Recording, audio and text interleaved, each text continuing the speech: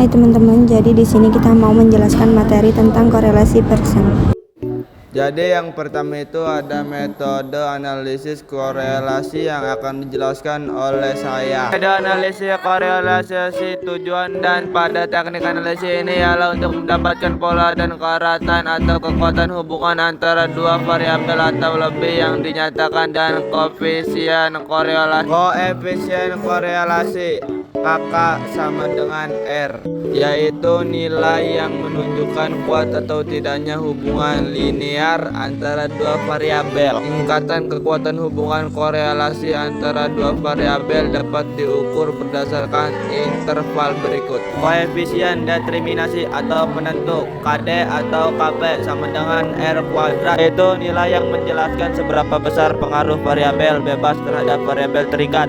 Koefisien determinasi biasanya dinyatakan dalam bentuk persen dengan rumus KD sama dengan KK kuadrat kali 100% atau R kuadrat sama dengan R kuadrat kali 100%. Keterangan X sama dengan nilai variabel bebas, Y sama dengan nilai variabel terikat, N banyak pasangan variabel. Nah teman-teman, yang kedua itu ada korelasi Pearson yang akan dijelaskan oleh saya. Korelasi Pearson. Korelasi Pearson merupakan salah satu ukuran korelasi yang digunakan untuk mengukur kekuatan dan arah hubungan linear dari dua variabel. Dua variabel dikatakan berkorelasi apabila perubahan salah satu variabel disertai dengan perubahan variabel lainnya, baik dalam arah yang sama ataupun arah yang sebaliknya. Korelasi Pearson biasanya digunakan untuk menentukan korelasi data bivariat yang berskala interval atau rasio dengan tren data linear. Koefisien korelasi Pearson antara variabel X dan Y disimbolkan dengan R. Dapat dihitung dengan membagi kovarians kedua variabel dengan perkalian simpangan bakunya dengan rumus.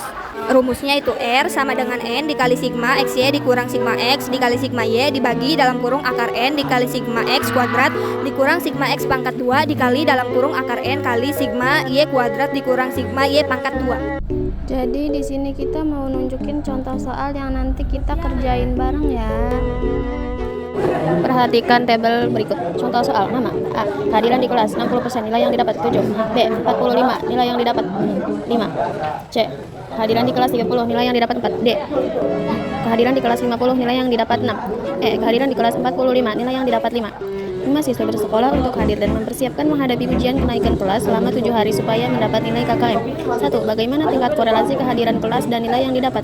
2. Jelaskan besar pengaruh kehadiran kelas terdapat nilai yang didapat. Udah jelas soalnya teman-teman, sekarang ayo kita jawab soal tadi. Pertanyaan pertama dari soal tadi yaitu bagaimana tingkat korelasi kehadiran kelas dan nilai yang didapat. Bagaimana tingkat korelasi kehadiran kelas dan nilai yang didapat? Langkah 1, menentukan variabel bebas dan variabel terikat. Variabel bebas X, kehadiran di kelas, variabel terikat Y, nilai yang didapat. Berikut adalah tabel variabel. Nama A, X60, Y7, X420, X kuadrat 3600, Y kuadrat 49. Nama B, X45, Y5, XY 225, X kuadrat 2025, Y kuadrat 25. Nama C, X30, Y4, XY 120, X kuadrat 900, Y kuadrat 16. Nama D, X50, Y6, XY 300, X kuadrat 2500, Y kuadrat 36.